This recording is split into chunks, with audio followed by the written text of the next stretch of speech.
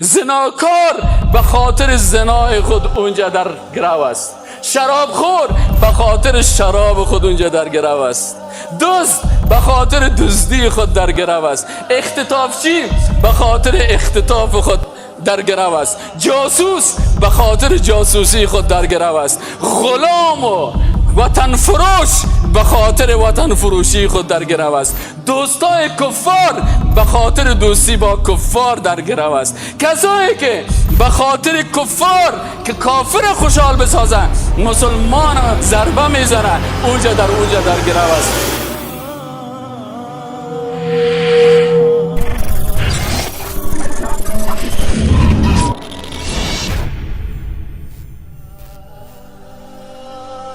آره سه قسم مردم است. یکی با نظر چشم سایل میکنن، اون دلار است، اون پیسه هست، اون خانه هست، اون موتر لوکس است، اون بادیگارد است. این نظر چشمش غلام چشم خود است.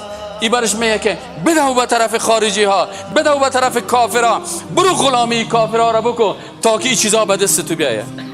بعضی کسا هست که عقلش است، عقلش برش میگه که بسیار خوب است، واقعا تو کمایی کردی، سعی کو خانه تا، سعی کو زندگی تا، سعی کو فلانی دیگاره نان نداره، تو پیشونیت 20 قسم غذا ماندگی است، سعی کو موترا را، سعی کو فلانی رو سعی کن.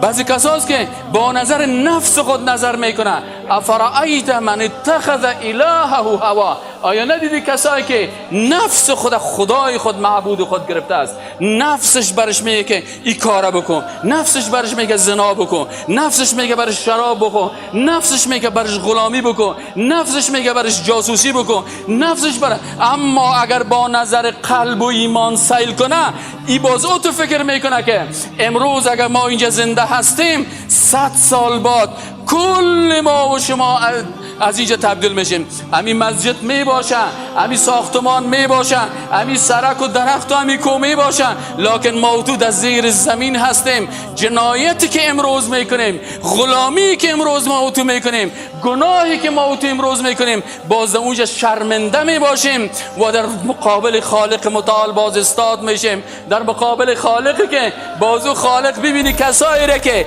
ما تو سرش فتوا دادیم، ما تو برش چک کردیم که شهید شده، بازو اونمو کلی خون پر خدا پیش ما و تو میاره و باز میگه که یا رب ذوالجلال اینمی انسان بدبخت بود که تیاره های خارجی را فتوا میداد که بزنن، دست خدا با کافرها یکی کده بود، ما را میگفت خوب کردن. از این خاطر پروردگارا امروز خود قضاوت به دست تو هست. باز در اونجا انسان مسلمان وقتی با نظر قلب سیل میکنه، زندگی 100 ساله امروزه را سیل نمیکنه، بلکه زندگی را سیل میکنه که الله برش گفته که فی یوم کان مقداره 50,000 سنه مما تعودون. این روز است که به حساب شما، ببینید میگه به حساب شما او روز پیش الله یک روز است که روز قیامت است، اما به محاسبه 24 ساعته ما و شما اونجا چی است؟